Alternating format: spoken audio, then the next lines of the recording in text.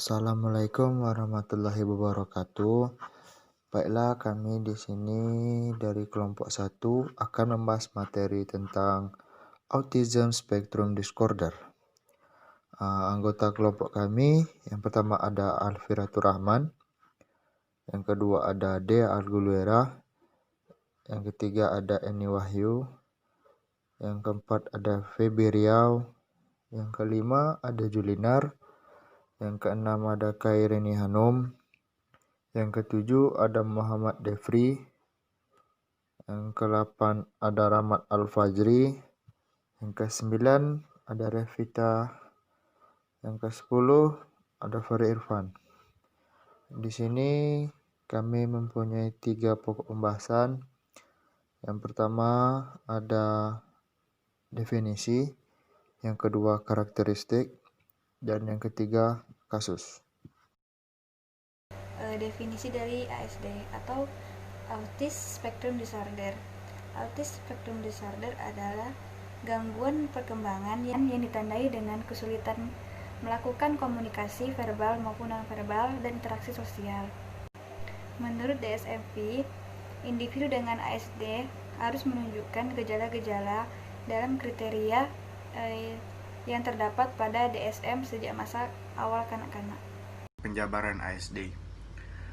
Gangguan perkembangan otak pada awal kehidupan yaitu ada 2. Yang pertama interaksi sosial dan komunikasi. Yang kedua yaitu perilaku atau aktivitas. Nah, di sini ada beberapa macam yaitu pola perilaku stereotipik, ada juga repetitif, restriktif, serta minat yang terbatas. Selanjutnya yaitu bervariasi ringan sampai dengan berat. Gangguan ini muncul sebelum usia 3 tahun, paling jelas 2-5 tahun, 1/3 regresi perkembangan. Nah, yang terakhir yaitu anak laki-laki lebih rentan terkena ASD. Selanjutnya, karakteristik Autism Spectrum Disorder. Anak yang mengidap autism akan mengalami beberapa gangguan, yaitu yang pertama, gangguan interaksi sosial. Di dalam gangguan interaksi sosial ini, anak akan mengalami yang pertama, tidak kontak mata dengan orang lain.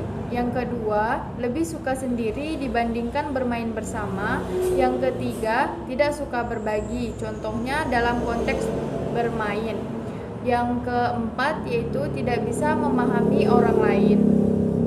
Karakteristik dari ASD bagian kedua, gangguan perilaku.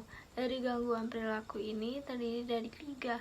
Yang pertama itu teori stereotipik atau perilaku yang berulang-ulang. Misalnya anak autis suka menggerakkan tangan atau berputar-putar. Kemudian yang kedua itu sangat senang pada aktivitas atau benda tertentu. Anak autis kecenderungan lebih asik dengan dunianya sendiri. Dan yang terakhir itu sulit beradaptasi atau bersosialisasi. Keterbatasan kemampuan berkomunikasi tentu saja memiliki keterbatasan bersosialisasi. Misalnya anak autis ini tidak bisa menerima orang-orang baru di sekitarnya. Selanjutnya yang ketiga, karakteristik ASD itu adalah gangguan komunikasi. Nah, gangguan komunikasi sendiri itu adalah keterlambatan bicara, terus penggunaan bahasa aneh yang diulang-ulang dan intonasinya itu tidak pas. Lalu tidak bisa bahasa tubuh, misalnya menunjuk dan melambaikan tangan. Lalu tidak bisa bermain peran dan tidak bisa memahami gurauan. Lalu gangguan yang lainnya itu ada hipersensitif. Nah, hipersensitif sendiri ialah reaksi berlebihan terhadap sesuatu.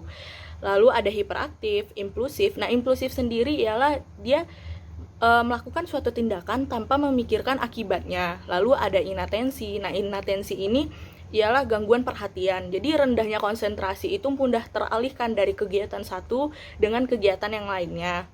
Lalu ada tantrum. Nah, tantrum sendiri itu ialah ledakan emosi. Nah, dia tuh seperti menangis kencang lalu berguling-guling di lantai, bisa seperti itu. Lalu ada agresif dan mencelakai diri.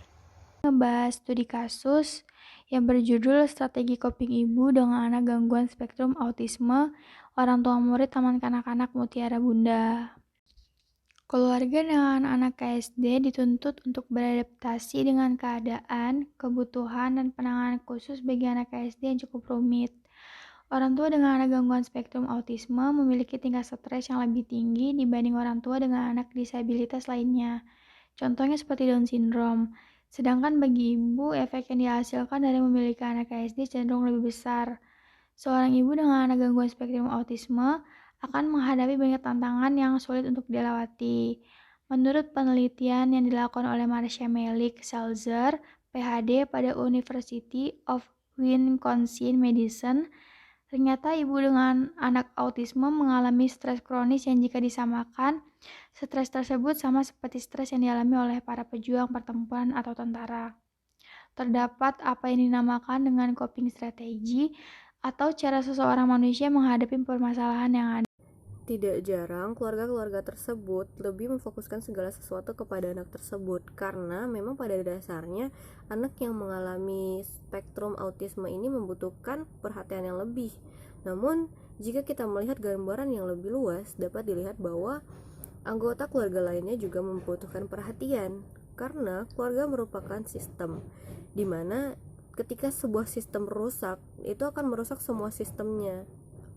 Begitupun dengan keadaan seorang ibu. Dengan adanya anak dengan gangguan spektrum autisme, tentu akan membuat tugas ibu semakin berat. Stres yang dihadapinya juga akan semakin tinggi. Bahkan tidak jarang seorang ibu menyalahkan dirinya karena kondisi yang dialami oleh anaknya. Menurut Beckman 1991, sebagian keluarga, termasuk keluarga dengan anak pengidap autisme, seorang ibu lebih cenderung mengalami stres dibandingkan seorang anak.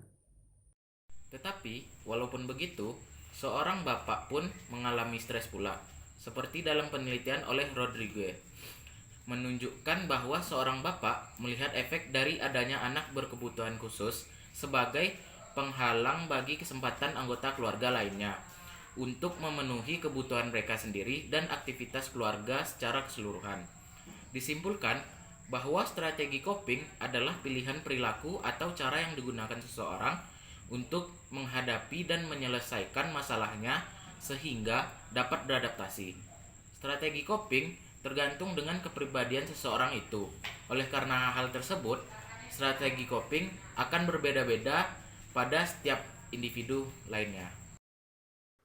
Strategi coping yang efektif harus memiliki 4 komponen pokok, yaitu peningkatan terhadap masalah.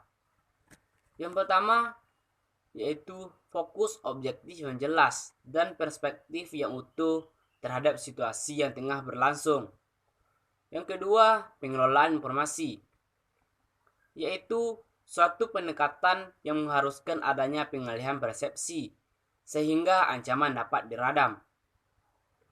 Pengelolaan informasi juga meliputi pengumpulan informasi dan pengkajian semua sumber daya yang ada.